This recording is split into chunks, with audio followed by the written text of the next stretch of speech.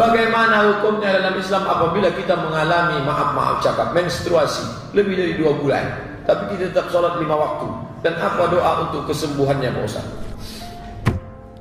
Bila menstruasi lebih dari hari normal, maka itu disebut dengan istihadah, penyakit.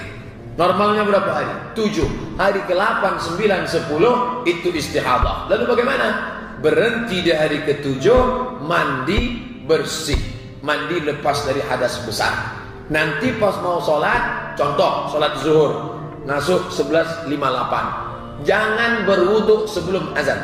Setelah terdengar suara azan masuk waktu sholat, masuklah ke kamar mandi, basuh, bersihkan, maaf cakap, pakailah pembalut, langsung berwudu. Selesai berwudu, langsung sholat. Maaf cakap, andai menetes ketika sholat itu, ma'fu anhu, termaafkan. Itu namanya istihadah. Bisa terjadi pada anak perempuan kita, bisa terjadi pada istri kita. Malu dia bertanya, kita jelaskan. Tidak menghalangi untuk apa-apa, tidak menghalangi sholat, tidak menghalangi baca Quran, tidak menghalangi berzikir, tidak menghalangi maaf cakap berhubungan kelamin. Kalau kata dokter tidak membahayakan.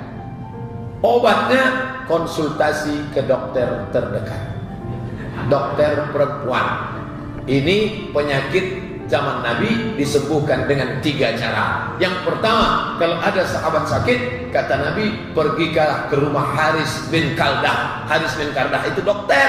Jadi jangan semuanya Nabi benci dokter. Enggak, ada Haris bin Kaldah, pergi ke rumah Haris bin Kaldah. Karena dia itu belajar kedokteran di Jandi Sabur Persia, kedokteran. Yang kedua, dengan cara herbal.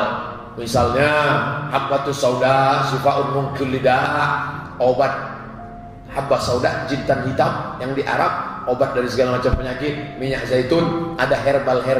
Pergi ke rumah sakit Zainab, Ronggo Warsito, turun ke bawah basement, ada di situ tulisan Tib Nabawi, pengobatan cara Nabi. Kita sudah tablik akbar kemarin dengan Dr. Farid di rumah sakit belakang Polda Riau.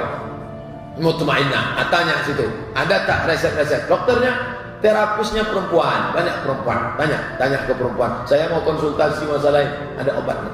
Karena kemarin ada orang udah kena penyakit batu dalam, orang batu di sini, dia di dalam. Katanya ini harus dibelah, harus dioperasi. Diminumlah herbal, minum pagi, minum siang, minum petang, minum pagi, minum siang, minum herbal. Pas di scan lagi, hilang, mencair batu. Jadi batu itu bisa cair, hilang dia dengan herbal itu. Yang tak bisa cair, hilang hutang. Itu tak bisa. Belum ada lagi herbal menghilangkan hutang. Nah, yang ketiga, baru pengobatan dengan cara doa-doa, namanya ruqyah. Bisa juga itu dibuat jin, dibukanya saluran darah itu sehingga tak berhenti.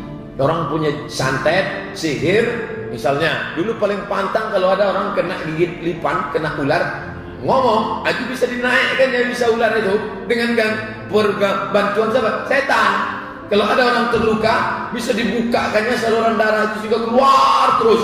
Ketika sudah keluar, mati. Tujuannya jahat, zaman dulu, santet, magic, black magic. Nah, maka dibacakan dengan ayat-ayat ruqyah. Kita sendiri sebelum tidur malam baca pangkal Fatihah, pangkal surat Al-Baqarah, ayat kursi, ujung surat Al-Baqarah, qul huwallah, qul falaq, qul a'udzu binas, tiupkan ke telapak tangan, usapkan ke wajah, ke kepala, bacakan ke air, ditiupkan yang 7 tadi, bacakan air. Habis itu diminum. Cara minumnya begini.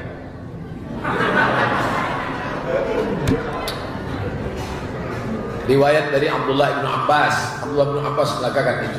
Nah, 3 cara pengobatan: medis, herbal, ruqyah. 3-tiganya tempuh, insyaallah.